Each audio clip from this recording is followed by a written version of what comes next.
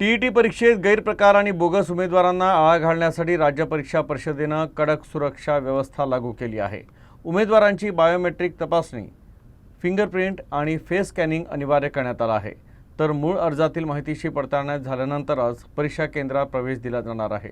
बुलढाणा जिल्ह्यातील 3000 भावी शिक्षक टीईटीची परीक्षा देणार आहेत। जिल्ह्यात तब्बल 13,000वर भावी शिक्षक टीईटीची परीक्षा देणार आहेत।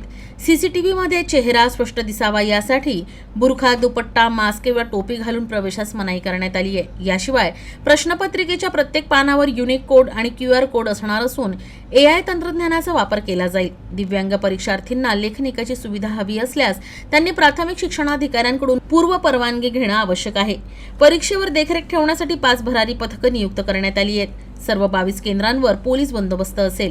प्रश्नपत्रिका आणि गोपनीय साहित्य कोशागारात सुरक्षित ठेवण्यात आलं आहे। बुलढाणा जिल्ह्यामध्ये 28 जून 2026 रोजी राज्यासह शिक्षक पात्रता परीक्षेचं आयोजन करण्यात आलेलं आहे। या परीक्षेचे 2 पेपर आहेत। पहिल्या पेपरला 17 केंद्रांवर 5953 विद्यार्थी परीक्षा देणार आहेत आणि दुसऱ्या पेपरवर दुपार सत्रामध्ये 7174 विद्यार्थी परीक्षा देणार आहेत। मराठी, हिंदी, इंग्रजी आणि उर्दू या 4 भाषांमध्ये ही परीक्षा बुलढाणा जिल्ह्यात पार पाडली जाणार आहे। परीक्षेसाठीची सर्व यंत्रणा तयार झालेली आहे। पर्यवेक्षक, समवेक्षक, सहाय्यक परिरक्षक, झोनल ऑफिसर, केंद्र संचालक अशा सगळ्या प्रकारच्या नियुक्त्या केलेल्या आहेत।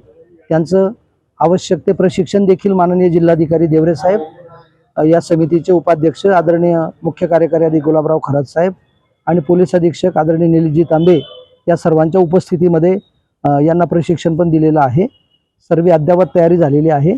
परीक्षार्थींनी विहित वेळेमध्ये परीक्षा केंद्रावर उपस्थित राहावं।